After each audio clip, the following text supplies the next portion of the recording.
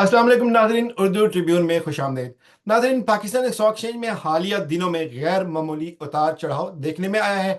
जहां के KSE 100 index ने रिकॉर्ड सतह अबूर की हैं, वहीं पर गैर यकीनी अवामिल भी देखने में आए हैं। इस सूरत हाल में न सिर्फ सरमायाकारों बल्कि कारोबारी अफराद पर भी गहरे असरात मुरतब किए हैं। हमारे आज के प्रोग्राम में हम गुफ्तगू करेंगे कि स्टॉक मार्केट में ये तब्दीलियां कारोबारी बरादरी और सरमायाकारों के रुझानात पर क्या असर डाल रही हैं, और ये भी जानने की कोशिश करेंगे कि मैशियत में इस्तेहकाम लाने के लिए हुकूमती पॉलिसियाँ किस हद तक मौसर रही हैं और सरमायाकारों को कौन से खतरात लाक हैं और उनके पास कौन से मौके मौजूद हैं। इस हवाले से गुफ्तगू करने के लिए हमारे साथ आज पाकिस्तान से मौजूद हैं पाकिस्तान की एक मारूफ कारोबारी शख्सियत जो कि अमाना मॉल और अमाना रेजिडेंशिया के CEO हैं। उसके साथ साथ पाकिस्तान में कारोबारी हजरात के हवाले से बनाई गई एक तंजीम फिफ्थ पिलर, जिसका मकसद पाकिस्तानी मैशियत को मुस्तहकम करना है, के बानी चेयरमैन भी हमारे साथ मौजूद हैं पाकिस्तान से, आबिद अली भट्ट साहब। भट्ट साहब, बहुत शुक्रिया आपका। भट्ट साहब, सबसे पहले तो मैं आपको खुशामदीद कहूँगा उर्दू ट्रिब्यून में, और आपसे पूछूंगा कि ये जो तंजीम बनाई फिफ्थ पिलर, इसका क्या मकसद था, क्या ख्याल था आपके जहन में? फिफ्थ पिलर जी, ये हमने इसलिए बनाई है कि हम बिजनेसमैन सारे हजरात इकट्ठे होके गवर्नमेंट की हेल्प करें। क्योंकि ये जो इकोनॉमिक सिचुएशन जा रही है, ये मुझे नहीं लगता कि उनसे ठीक हो पा रही है। सो जब तक ये बिजनेस कम्युनिटी जो बेसिक एक्चुअल इकोनॉमी है, जो चला रहे हैं इकोनॉमी, जब तक ये आगे आके गवर्नमेंट के साथ मिलके पॉलिसीज नहीं बनाएंगे, मिलके उनके साथ नहीं चलेंगे, इकॉनमी ठीक नहीं होगी इनसे। सो फिफ्थ पिलर का मकसद सिर्फ ये है, कोई मरात नहीं लेना उनसे, कोई मरात मांगना नहीं है, कोई उनसे कोई फेवर नहीं लेना, सिर्फ उनको फेवर देनी है। ये जो फिफ्थ पिलर का मकसद ये है कि गवर्नमेंट को फेवर दें और उसके मसाइल को हल करें जो नहीं कर सकते वो। अब पाकिस्तान की तरक्की में, माशी तरक्की में ये कैसे मुआविन साबित होगी? थोड़ा सा इसको आप बताइए कि क्या आपके फिफ्थ लाए पिलर अमल क्या होगा। जी जी। फिफ्थ पिलर जी जी जी। फिफ्थ पिलर आपका डेफिसिट खत्म कर सकती है, आपका जीडीपी बढ़ा सकती है, करंट अकाउंट डेफिसिट जो इंपोर्ट एक्सपोर्ट का है वो जीरो कर सकती है। हम अब आपके लिए एक्सपोर्ट को बढ़ा सकते हैं, आपके लिए डॉलर ला सकते हैं, इन्वेस्टर ला सकते हैं बाहर से। हम हम बहुत से काम कर सकते हैं अगर हमें मौका दिया जाए तो। आपके ख्याल में पाकिस्तान की मैशियत के लिए सबसे बड़ा चैलेंज इस वक्त क्या है? पाकिस्तान की मैशियत के लिए जी दो चैलेंजेस हैं। आपका सबसे बड़ा चैलेंज ये है कि आपने जो आपका लोकल बजट है ना, वो तकरीबन 10,000 अरब का डिफरेंस है, उसको बराबर करना है। दूसरा जो सबसे बड़ा जो प्रॉब्लम है वो ये है कि आपका जो करंट अकाउंट का इंपोर्ट एक्सपोर्ट का डेफिसिट है, वो तकरीबन 20 से 30 बिलियन डॉलर का है। ये दो चीजें हमें किसी सूरत भी खत्म करनी है। और मैं आपको कह देता हूँ, ये सिर्फ बिजनेस कम्युनिटी खत्म कर सकती है। ये ना तो इनका ब्यूरोक्रेसी का इसमें कोई रोल है या ये कर सकते हैं, और ना कोई और अदारा कर सकता है। That's why I am saying कि फिफ्थ पिलर गवर्नमेंट का पांचवा स्तून है, इसको एक्सेप्ट करें और साथ मिलाएं इसको। अब तक कितने आपके साथ जो पाकिस्तान के इंडस्ट्रियलिस्ट और कारोबारी देखें लोग जी, हैं वो मौजूद हैं? हमारे साथ को तकरीबन 150 आदमी है, जो जो एक्चुअली अपनी अपनी अपने अपने इलाकों के चेयरमैन है, तंजीमों के चेयरमैन है, वो सारे हमारे साथ हैं। और उनके पीछे हजारों लोग हैं जो छोटे बिजनेसमैन हैं, साथ हैं हमारे। बड़े तकरीबन 250 आदमी जो मेन मेन टाइकून है, जो फर्ज करो चेंबर ऑफ कॉमर्स के वाइस प्रेसिडेंट साहब हैं, और उनके चेंबर ऑफ कॉमर्स के तीनों जो सियासी जमात है, वो तीनों की तीनों सिंसियरली पाकिस्तान की बेहतरी के लिए एक साथ होकर फिफ्थ पिलर पर काम कर रही हैं। अच्छा बट साहब, ये आपका तरीकाकार क्या होगा कि हुकूमत के साथ मिलकर क्या पॉलिसीज बनाएंगे, क्या लाहेमल बनाएंगे? क्या वजीर खजाना आपके साथ बैठेंगे या वजीर आजम, या कौन लोग हैं जो जिनसे आप चाहते हैं कि ये हम हमसे हमारे साथ बैठें ये? देखिए जी, हमें सिर्फ दो आदमी चाहिए। एक हमें चाहिए चीफ ऑफ आर्मी स्टाफ साहब, और दूसरा हमें चीफ पीएम साहब साहब। चाहिए। हमारे अच्छा। साथ बैठे, हम उनको लायामल दें, हम उनको बताएं कि ये हम करना चाहते हैं, हमें इजाजत दें और हमें एग्जेक्टिव ऑर्डर्स दें। क्योंकि अगर हम वो दूसरी झगड़ों में, लड़ाइयों में, रास्तों में पड़ गए, वो काम नहीं हल होगा, मसला हल नहीं होगा। अभी हम ये देखें, मेरी आप जात ले लें, मैं अपनी शॉर्ट्स इनिंग्स खेल चुका हूं। अभी मैं अपना सारी एक्सपर्टीज, सारा जो है अपना जो नॉलेज है, सारा जो अपनी अपना कांटेक्ट है, मैं पाकिस्तान की बेहतरी के लिए यूज करना चाहता हूं। इसी तरह सारे जो हमारे साथ हैं, वो सारा कुछ अपने जाती मफाद को भूल के वो अब पाकिस्तान को, इकोनॉमी को बेहतर करना चाहते हैं। Yes, if the economy is बेहतर, we will make lot of money. हम सब पैसा बनाएंगे, इकोनॉमी में आएगा, एम्प्लॉयमेंट बढ़ेगी, आपके जो लोकल जो 26 करोड़ की पॉपुलेशन है उसको भी तो जॉब देनी है, वो इकोनॉमी का कोई पार्ट बन सके। वो हम बिल्कुल कर ठीक। सकते हैं, ब्यूरोक्रेसी कैसे करेगी? उसका ना पार्ट है ना वो कर सकती है। बिल्कुल ठीक है। अच्छा भट्ट साहब, ये आजकल एक पाकिस्तान में उतार चढ़ाव चल रहा है, स्टॉक एक्सचेंज रिकॉर्ड तोड़ रही है। क्या ये पॉइंट्स इतनी रिकॉर्ड सतह तक पहुंच रहे हैं, ये किन अवामिल का नतीजा है? क्या वजह है इसकी? क्या बेहतरी हो रही है मैशियत में? मुझे सिर्फ देखे, अभी जो उदाहरण आप बताऊं मैं आपको, उदाहरण सिर्फ एक चीज है। अभी जो जो मेन हिट किया है, आपका जो इंटरेस्ट रेट नीचे आया है उससे बड़ा है, क्योंकि जब इंटरेस्ट रेट ऊपर जाता है तो लोग बैंकों में इन्वेस्ट कर देते हैं। अब इंटरेस्ट रेट कम होगा तो लोग बैंकों से पैसे निकाल के रियल बिजनेस में लगाएंगे, रियल बिजनेस में, स्टॉक एक्सचेंज में। ये इसी तरह होता है, हर वक्त ऐसे ही होता है कि जब आपका ये सिंगल डिजिट पे आ जाएगा आपका स्टॉक एक्सचेंज बढ़ जाएगा। पर मैं आपको रियलिटी में स्टॉक एक्सचेंज जो आप कह रहे हैं ना बढ़ गए, वो इस तरफ कोई आदमी बात नहीं करता। आपकी जो स्टॉक चेंज बढ़ी है ना, ये इसलिए बढ़ी है कि आपका डॉलर बढ़ गया है, क्योंकि everything assessed by the dollars. अगर आप डॉलर के साथ इसको असेस करेंगे, 2008 में डॉलर था 2006 या 7 में 50 रुपए का, 60 रुपए का डॉलर था। तो आप उस वक्त 15,000 16,000 थी ये, 6 7 में ये 15 16 हजार पे थी ये जो है। अगर जी आप ऐसी। उसका डॉलर था 50 रुपए में, 50 रुपए को आप 6 टाइम लेके जाएं, तो अपना ये आपकी हो गई अपना 300 का डॉलर है। अभी आप 6 टाइम बढ़ गया आपका डॉलर, तो आपकी स्टॉक चेंज भी 6 टाइम भी बढ़ी है, या थोड़ी सी 10 15% और बढ़ गई होगी। तो एक्चुअली स्टॉक चेंज नहीं बढ़ा, आपके रुपए की वैल्यू गिरी है, और स्टॉक की उसके रुपए की वैल्यू के हिसाब से स्टॉक बढ़ गया है। This is what happen.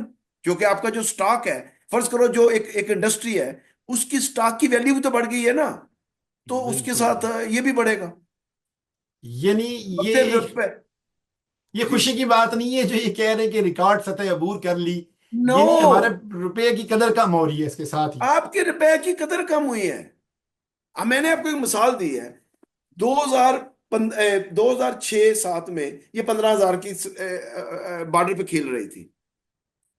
अभी अच्छा। उस वक्त 50 रुपए का डॉलर था, अभी डॉलर 300 रुपए का है, असेस 300 पे करते हैं, तो 6 टाइम बढ़ी ना। 15 को 6 से टाइम करने 90,000 पे चली गई। सही सही। तो ये ऐसे जिनकी रिकॉर्ड सतह अबूर कर ली, रोजाना एक ब्रेकिंग न्यूज चल रही है। बकवास, सब झूठ है। सब किसी, मुझे इस तरफ को बात ही नहीं करता, किसी को समझ ही नहीं आ रही। और भाई आपके रुपए की वैल्यू गिरी है, वो नहीं बढ़ी है। बिल्कुल, 2 साल में हमारी रुपए की जो वैल्यू है वो तो काफी हद तक गिर गई है, इसमें कोई शक तीन नहीं है। साल में आप ना हो, पिछले अगर हम 15 साल में चले, अब जी। सॉरी 15 20 साल में चले, तो 6 टाइम गिरी है आपकी, आपका जो रुपया है। अभी मैं जब डॉलर लेके आया था इस कंट्री में 2002 3 में, अब वो 50 रुपए का 47 48 50 के अराउंड था, अभी वो 300 रुपए पे आ रहा है। यानी तो आपको आप भी मतलब, डेफिसिट हुआ। तो वही आपकी बढ़ी है ना। मुझे सिर्फ ये बताएं, अगर आप डॉलर में इसको कन्वर्ट करते हैं तो क्या आपकी वैल्यू वही है जो पहले थी? फर्क क्या है? सही। आप समझते हैं कि हुकूमत की जो मौजूदा माशी पॉलिसी है, ये एक स्टॉक जो मार्केट है इसकी बेहतरी के लिए, कारकर्दगी के लिए मददगार साबित हो रही है? कौन सी पॉलिसी? माशी पॉलिसी जो इस टाइम हुकूमत की है, क्या पॉलिसी है ये? उन्होंने एक ही माशी पॉलिसी है कि उन्होंने डॉलर को थोड़ा कंट्रोल किया है, और वो इससे आगे कहाँ लेके जाना है, जाना भी कहाँ है। इससे आगे कुछ 600 पे तो नहीं ले जाएगा, 600 पे ले जाएंगे तो आपका कंट्री बैठ जाएगी, तबाह हो जाएगी। तो उधर खड़ी हुई है, वहां पे मुआशी जो है चल रही है। पॉलिसी बेहतर क्या हुई है? पॉलिसी बेहतर नहीं हुई अभी तक, जो नहीं, क्या ढाई मुझे तीन साल समझाया हो ना। चुके मकसद हैं। सिर्फ ये है कि हमारी जो चीज 10 रुपए की, वो 30 रुपए की हो गई है, तो वहां आके खड़ी हो गई है बस। तो पुलिस इसमें कहाँ है? पॉलिसी इस टाइम क्या है जो गवर्नमेंट की है, आपको नजर आ रही है कोई माशी पॉलिसी? इशहाक डार साहब आए हैं, नायब वजीर आजम है, क्या अभी ऐसी कोई माशी प्लान बना हुआ है पाकिस्तान का जो नजर आ मुझे रहा हो कि आपको आने वाले दो नायर तीन साहब एक सालों में? बात समझ लें, एक बात समझ लें, आपकी टोटल जीडीपी 340 बिलियन है, बिल्कुल। 26 करोड़ की आपकी पॉपुलेशन है। क्या पॉलिसी आप बनाएंगे 340 बिलियन पर, स्वाय धार मांगने, भीख मांगने के? ये कौन सी पॉलिसी है? तो आने वाले तीन दिनों सौ में। चालीस बिलियन डॉलर तो यही ना, 350 बिलियन थी कुछ 4 साल पहले। अभी वो 320 पे, 30 पे, 40 पे आई है, जो एक्चुअली फिगर बता रहा है गूगल। तो फर्क कहाँ है? अगर आप उसको डॉलर से कन्वर्ट करेंगे तो आपकी तो हो गई अपना आपने कोई इंक्रीज नहीं किया। अगर हम डॉलर के ऊपर करते हैं तो 340 बिलियन वहां ही है। नहीं, आए दिन हम सुन रहे हैं कि महंगाई की जो सतह है, वो रेशियो है, वो कम थोड़ी बहुत होती जा रही है। देखें, देखें मेरी बात, जल्जला आता है ना तो फिर सेटलमेंट होती है। हम्म। अभी सेटलमेंट हो रही है। हाँ ये है, लोकल ये है कि जब बैंकों से पैसा निकलेगा ना तो आपका इंडस्ट्री में लगेगा, अपना इकॉनमी में घूमेगा पैसा, बैंक में नहीं पड़ा रहेगा। क्योंकि 22-22, 30-30%, 25-25% के ऊपर आप किस तरह इकॉनमी चला सकते हैं? ना लैंडिंग हो सकती है। लैंडिंग का जो लैंडिंग किसको कर रही थी? गवर्नमेंट लैंडिंग कर रही थी, उनसे बारोइंग कर रही थी। गवर्नमेंट बारो करके 22-22% दे रहे थे। आम बिजनेसमैन तो दे ही नहीं सकता। मैं थोड़ा 25%, 30% दे सकता हूँ इंटरेस्ट, हो ही नहीं सकता। आप एक कारोबारी शख्सियत हैं पाकिस्तान में, और इस हम्म। तरह के हजारों शख्सियत होंगी मौजूद। आपने पाकिस्तान में इन्वेस्टमेंट की हुई है, क्या बाकी हाँ लोग भी इस टाइम इन्वेस्टमेंट करके बैठे हैं पाकिस्तान में, या यहाँ से इन्वेस्टमेंट बाहर जा रही है? देखें जी जुनैर भाई, मैं आपको एग्जैक्टली बताऊं, बहुत सारे लोगों ने पैसा बाहर ले गए। गवर्नमेंट को सुनना अच्छा नहीं लगेगा, because of their policies and their ignorance the people have gone, and जो रह गए वो भी सोच रहे हैं कि यार हम बाहर ही जा कहीं इन्वेस्ट करते हैं। क्योंकि मसला ये है कि जैसे मैं पैसे लेके आया था, मेरे पैसे 6 टाइम गिर गए हैं बाहर से। मैं क्यों लेके आऊंगा? कोई क्यों लेके आएगा बाहर से पैसा? मैं तो पाकिस्तान की मोहब्बत में ले आया। तो जो बेचारे बाहर के, जो जो जिन्होंने पाउंडों में भेजे हैं, डॉलरों में लेके आए हैं, उनको वापसी तो डॉलरों में चाहिए। तो उनको तो कोई फायदा नहीं होगा। बिल्कुल ऐसे। आप साथ साथ ये प्रॉपर्टी की बिजनेस में भी मौजूद है। क्या हाँ जी। पाकिस्तान में ओवरसीज पाकिस्तानी इस टाइम प्रॉपर्टी में इन्वेस्टमेंट कर रहे हैं कि नहीं, जो पहले रुझान था? जी जी देखें, प्रॉपर्टी में ऐसे ही ओवरसीज इन्वेस्टमेंट हो रही है क्योंकि हम उसमें हैं। जिसकी जरूरत है ना वो बेचारा ले रहा है, क्योंकि उनकी सारी बहुत ज्यादा जो मिडिल ईस्ट वाले हैं या बाहर के काफी लोग जिनकी मुंसलिक हैं इस लोकल, अपने माँ बाप बहन भाइयों से, उनको घर चाहिए, उनको ये चाहिए, सो दे आर हेल्पिंग देम। और जो जैसे मिडिल ईस्ट वाले हैं वो तो वहां नहीं रह सकते, ultimately they will have to come back to Pakistan end of the एक डे। बड़ी तादाद मिडिल ईस्ट में है पाकिस्तान की, बिल्कुल हाँ जी, ऐसे है। बड़ी तादाद, तो वो तो पाकिस्तान में बेचारे अपना घर बनाएंगे, चीजें बनाएंगे। और प्लस जो आपकी 26 करोड़ की जो पॉपुलेशन बढ़ रही है जिस रेशो से, उस रेशो से तो आपको घर तो बनने ही बनने हैं, लोगों को चाहिए। और ऑनेस्टली ये सबसे बड़ा जो आपके लिए क्योस आएगा ना, वो आबादी का आएगा। कोई आदमी इसके ऊपर बात नहीं करता, कोई दानश्वर, कोई आदमी को समझ ही नहीं आ रही। और भाई this will be the most, आपकी सबसे ज्यादा प्रॉब्लम ये आबादी नहीं होना है। आज 26 है, 10-15 साल, 20 साल के बाद 40 हो जाएगी। क्या ये मुल्क 40 करोड़ की आबादी को कैटर करने के काबिल है? यहाँ तो फूड नहीं, नहीं होगा, पानी नहीं होगा, स्कूल नहीं होंगे, हॉस्पिटल नहीं होंगे, कुछ नहीं होगा आपके पास। मैं और से जीडीपी नॉर्वे में, वहां, हमारी नॉर्वे में जीडीपी इस वक्त देखें, हमारा जो बजट है ना, ये एक ही सूरत में बन सकता है कि अगर हमारी जीडीपी 600 बिलियन पे लेके जाए, 700 पे, 10% पे टैक्स के ऊपर अगर आएगा ना आपको, तो आपको $60 बिलियन आ जाएगा। जिसके ऊपर आपको 20-22 बिलियन डॉलर ना आपके पास ये जो बराबर हो जाएगा इसका, आपका जो है ना 19,000 अरब, ये बराबर हो जाएगा। तो कैसे मुमकिन है ये, अब कैसे? ये हम कर सकते हैं ना, we can do it. They will have to sit with us, otherwise they have no other chance. They will have to sit with us. We are the sincere people for Pakistan. We are the sincere people. Sincerely, we want to do something for this country. And I'm not the only one. There is काफी बड़े बड़े, I'm not talking about hundreds of tycoon, big people. tycoon, because they have no interest. They have उनके देखें, जो हमारे जो हमारे साथ है ना, वो सारे without any benefit they want to work for Pakistan, but ultimately they want say कि भाई ये हमें पॉलिसी में शामिल करो, कि हम आपको बताएं हमारी जरूरत क्या है। आपको तो नहीं पता कि एक बिजनेसमैन की क्या जरूरत है। ब्यूरोक्रेट तो उसको तो ना उसने कभी जिंदगी में बिजनेस की, ना उसने कभी करनी है। तो उस वो कैसे हमारी पॉलिसी बनाएगा? हम उसको बताएंगे यार इस तरह करो, हम आपको पैसे भी ज्यादा देंगे और हम फ्लॉरिश भी ज्यादा करेंगे।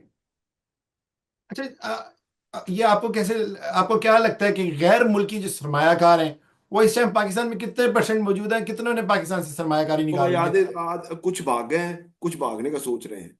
अल्टीमेटली मैं आपको कह रहा हूं, मुझे ये बताएं, गवर्नमेंट का क्या इंटरेस्ट है इसमें अपना अकान, मुझे नहीं लगता कोई मकसद है कि वो गवर्नमेंट का अपनी इंटरेस्ट तो सिर्फ तरमीम करने पे है ना, अपने तरमीम मुकदमात, करने पे, अपने मर्जी के सिक्योरिटी जजेस लगाने पे। Of being for their being, this nothing else. everyone is securing for them to be in the government, there's nothing else। अच्छा लेकिन मैंने मैं देखे। आपको बताऊं, देखिए मसला क्या है, देखें हमारा मसला क्या है। मैं एक एक ये जो बोर्ड ऑफ इन्वेस्टमेंट है, वहां पे सारी ब्यूरोक्रेसी बैठी हुई है। उनका मुझे समझ नहीं आती उनका वहां क्या काम है। मकसद ये है कि बाहर से जो आदमी आता है, जितनी अच्छी एक बिजनेसमैन डील कर सकता है उनके साथ, ब्यूरोक्रेसी कैसे कर सकती है। बिल्कुल ऐसे है। तो वही हमारा ये सबसे बड़ा ये भी है, एजेंडे में ये भी शामिल है कि भाईजान स्टॉक ये जो है बोर्ड ऑफ इन्वेस्टमेंट है, जो बाहर से लोगों को लाना, उनसे बिजनेस करना, डील करना, ये बिजनेसमैनों को दें। वहां पे सिर्फ और सिर्फ बिजनेसमैन बैठाएं, और वो बिल्कुल। बाहर अपने जैसे मैंने एक फर्ज करो यहाँ पे एक मारावाना की पॉलिसी बन रही है, वो पिछले 5 साल से बन रही है और अभी तक नहीं बनी उनकी। अभी तक सिर्फ अथॉरिटी की है, पॉलिसी नहीं बन रही। उनके महकमे जो आपस में वो कंट्री के लिए सिंसियर नहीं है, अपनी अथॉरिटी के लिए सिंसियर, हमारा ये काम है, ये इसका काम है। ओ भाई, गवर्नमेंट थिंक वन थिंग कि you have to run it, they one one ministry run it. अभी 15 मिनिस्ट्री उसमें इन्वॉल्व हुई हैं यार। पिछले, अच्छा मैं आपको मिसाल देता हूँ, मैंने एक ये जो हेम्प हेम्प कहते हैं, भांग के ऊपर ना बहुत ज्यादा मेडिसिनल यूज हो रही है, और ये बहुत यूज हो रही है, और बिलियंस की है। मैं आपको एक मिसाल दे देता हूँ। 2 साल पहले, 1.5 साल पहले, बैंकॉक, ये जो थाईलैंड है, उसने अपनी पॉलिसी बना के मार्केट में की है। उन्होंने $2 बिलियन की एक्सपोर्ट की है विद इन 1 ईयर, $2 बिलियन की। अभी इनको इनसे पॉलिसी नहीं बन रही है यार, व्हाट इज दिस। मैंने एक अपने दोस्त को फोन किया, मैंने कहा यार कि यहाँ, ये मैं पिछली जनवरी की बात कर रहा हूँ, कि यहाँ ये मुझे पता है कि लाइसेंस इशू करने लगे हैं। तो मैंने उसको बोला, अपना स्विट्जरलैंड का एक मेरा दोस्त है, मैंने उसको बोला कि यार हम पाकिस्तान में ना, आप जो युगंडा और कीनिया से ग्रो करवा रहे हो, हम यहाँ पे ग्रो करते हैं पाकिस्तान में, और आप हमारे साथ पार्ट। उसने कहा ठीक है बट सबको $30 मिलियन की बिजनेस दूंगा 1 ईयर। आप उधर, मैं मशीनरी दूंगा, मैं सीट दूंगा, आप उधर ग्रो करके भेजे। I will give you order for $30 million for first year. Second year अगर आप ज्यादा ग्रो करते हैं, I will give you lot of business. तो मैं उनके पास गया, मैंने बोला कि यार ये कंपनी है स्विट्जरलैंड की, ये हमारे साथ है। अच्छा जी, हम पॉलिसी बना रहे हैं, 1 साल हो गया पॉलिसी नहीं बनी।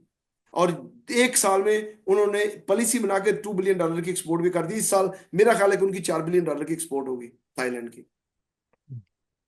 वो बिल्कुल मैं ये बिल्कुल कह रहा ठीक। हूं कि जब तक ये हमें शामिल नहीं करते पॉलिसीज में, ये उनका मसला हल नहीं होगा।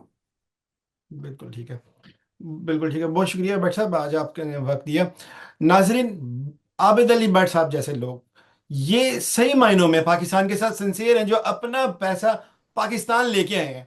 बट भट्ट साहब के बारे में जहाँ तक मुझे इल्म है, ये पाकिस्तान में टेक्नोलॉजी भी इंट्रोड्यूस कराने वाले, नोकिया मोबाइल पाकिस्तान में लेके आने वाले शख्स हैं, जिन्होंने पाकिस्तान में नोकिया मोबाइल लेके आए और पाकिस्तान में अपना तमाम पैसा, सारी जिंदगी यूके में गुजारने के बाद पाकिस्तान में अपनी इन्वेस्टमेंट लेके आए। और इनकी डेफिसिट देखें कि जो $1 100 रुपए के बराबर था, आज वो 300 के बराबर है। आप देख सकते हैं कि 50 रुपए कितना, पे, मैं 50 रुपए पे लेके आया। 50 रुपए पे लेके आए थे। आज ये देखो, डेफिसिट कितने टाइम्स इनको हुआ, लेकिन 6 टाइम। इसके बावजूद वो ये चाहते हैं कि वो पाकिस्तान के साथ अपनी मोहब्बत का इजहार करते हुए कि पाकिस्तान के लिए कुछ करें। ये वो लोग हैं जो सही मायनों में पाकिस्तान के साथ सिंसियर हैं, ना कि इनके बाहर पैसे हैं, ना इनके कामें हैं, ना इनकी जायदादें हैं, ना इनके बच्चे बाहर हैं।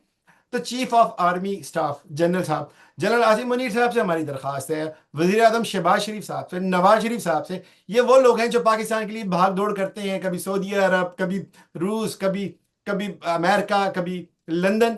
क्या वो पाकिस्तान के अंदर अपने लोगों को नहीं देख सकते? अपने शहर के अंदर अपने कारोबारी हजरात जो मौजूद हैं, जो पाकिस्तान के लिए कुर्बानी देने के लिए हाजिर हैं, जो इस टाइम बैठे हैं, क्या इनको पाकिस्तान की जो माशी कोई कमेटी है, कोई थिंक टैंक है, उसके अंदर पॉलिसी मेकिंग में अगर शामिल करें, तो क्यों ना पाकिस्तान तरक्की करे? नाजरीन, इंडिया में 90s की दहाई में इकोनॉमिक एक इमरजेंसी लगी थी, जिसके बाद आज आप देख सकते हैं कि इंडिया दुनिया की बड़ी इकोनॉमी में से एक इकोनॉमी है। क्या था कि वहां पे कारोबारी लोगों को आगे लेके आए थे, वहां पे इंडस्ट्रियलिस्ट लोग आगे आए, और उस मुल्क ने तरक्की की। आज वो दुनिया की बड़ी मैशियत में से एक मैशियत है। कोई इंडिया को छेड़ के राजी नहीं है। उसकी वजह क्या है कि वो इतने स्ट्रॉन्ग बन चुके हैं इकोनॉमी। पाकिस्तान उनका मसला ही नहीं रह गया। हम तो अब तक इस मसले को देख रहे हैं कि हमने अगली कर्जे की किस्त कहां से देनी है, हमने अपने बिजली के बिलों में से लोगों को निचोड़ना कैसे है। तो जनरल साहब आपसे दरखास्त है, वजीर आजम साहब आपसे दरखास्त है कि आबद अली भट्ट साहब जैसे लोगों से मिलें, इनके साथ मिलके पॉलिसीज बनाएं जो सही मायनों में सिंसेरिटी के साथ पाकिस्तान के लिए कुछ करने को तैयार हैं, सियासतदानों की तरह यहां से पैसा निकालने के लिए नहीं बैठे हुए। इसके साथ ही उर्दू ट्रिब्यून से मोहम्मद जुनैर को इजाजत दीजिए। अल्लाह हाफिज। Thank you.